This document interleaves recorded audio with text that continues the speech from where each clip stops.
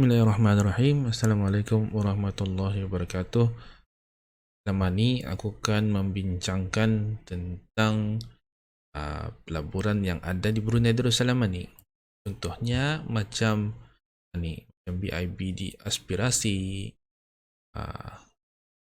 Hajj Saver, dan ini ada tekad haji. Tekad haji ni ada di type aspirasi ni.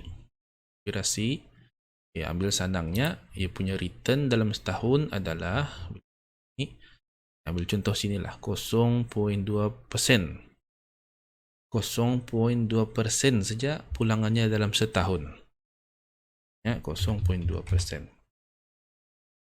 Okey, ini ada calculator yang tahunan punya. And then ia punya minimum initial deposit adalah RM250. Dan bulan-bulan, let's say RM50 tiap bulan kali 12, RM600 setahun. Di sini ada aku readykan Excelnya, calculationnya. Pulangan setahun adalah 0.2% setahun. Setahun bukan bulanan, setahun. Jadinya dalam masa 10 tahun, bila kita konsisten membuat ini, dalam masa 10 tahun yang kita simpan itu barulah naik jadi 6,000. 10 tahun. 30 tahun baru naik 18,000. Ini yang daripada aspirasi. Aspirasi ini ada yang menawarkan hadiah. Maksimum hadiah RM250,000. Aku silap lah. Okey, ini aspirasi. And BIBD ni juga ada yang menawarkan Hajj Saver. Hajj Saver ni rates-nya per return setahun adalah 1%.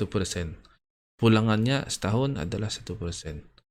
Contohlah, bila kita deposit awal RM250, setiap bulan kita top up RM50, pulangannya 1% setahun, jadinya inilah perkiraannya. Dalam masa 10 tahun, akun yang kita taruh itu baru menjadi 6,500. 30 tahun baru jadi 21,000.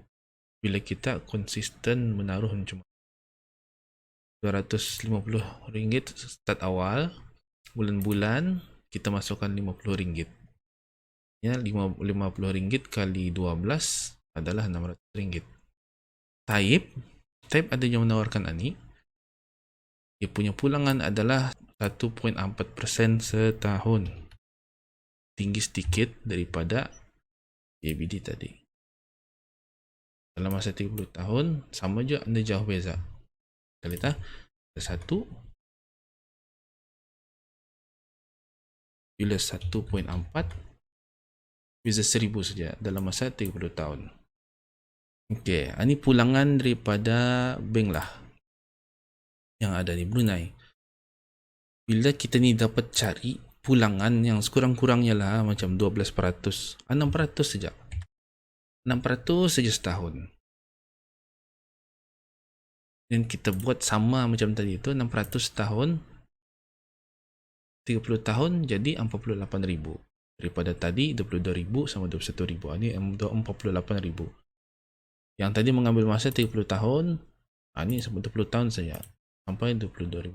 Baru naik 6% tu setahun. 6% setahun ini bila dibahagi sama 12 adalah 0.5% sebulan. Bila forex tu dari akun 100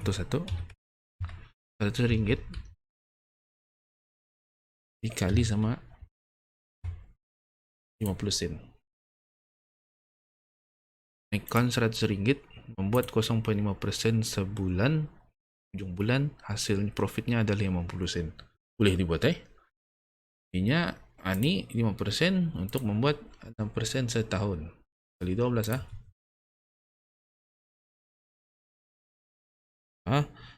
ini dikali dengan 12.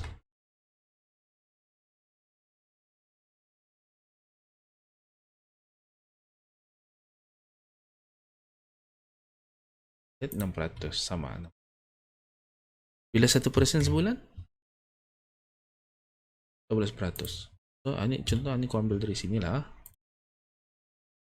12%. Bila 12% saja tahun, dalam masa 20 tahun, ekon ani tadi, yang tadi kan 6%, baru 22. Bilanya 12, 45. 1% sebulan.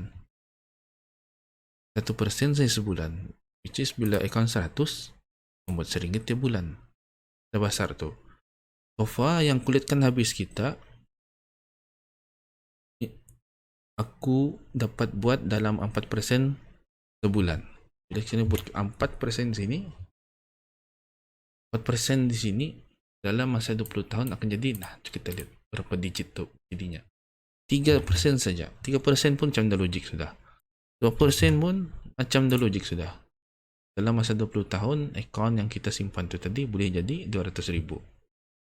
Ini adalah apa ni, kekuatan yang kena panggil compounding. So ini pulang, bila dilihat dari sini, ini pulang besar. Akaun 100, 2% saja sebulan jadi RM2. Tapi bilanya disusun macam ni, dirisikokan damit, tapi hasilnya indah MC lah. Hasilnya akaun tu akan grow, insyaAllah.